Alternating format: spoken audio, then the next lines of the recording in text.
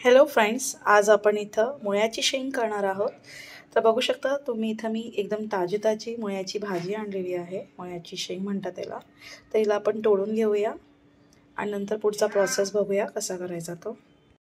आता मी इथं कढईत तेल गरम केलंय। आता आपण मोहरी घालूया, हिंग घालूया,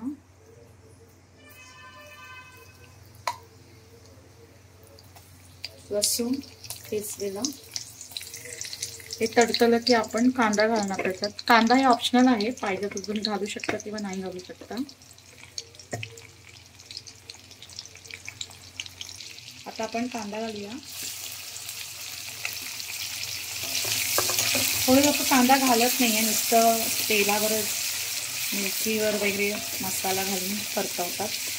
तर हे ऑप्शनल आहे, कांदा पाहिजे तर तुम्ही घालू शकता।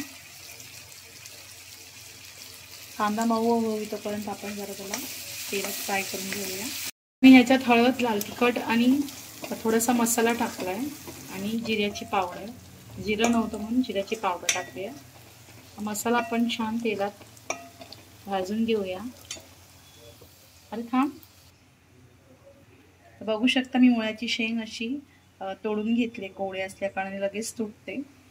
तर ही आता आपण त्याच्यात टाकू आणि नुसती तेलावरच शिजवायची, त्यात पाणी नाही यायला पाहिजे अजिबात। जशी आपण गवारीची शेंग करतो तशीच मुळ्याची पण शेंग करायची।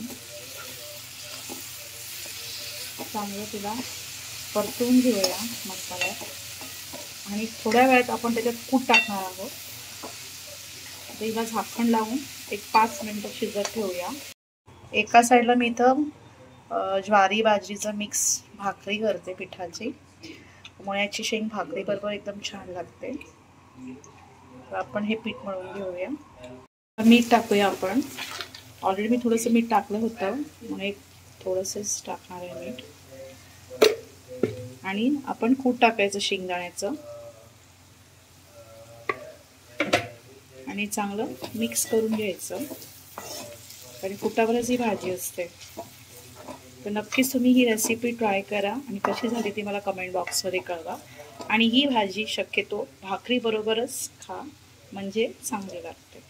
तर आपली ही रेसिपी तयार आहे, मुळ्याची शेंग भाकरी मिक्स पिठाची, भात आणि कढी।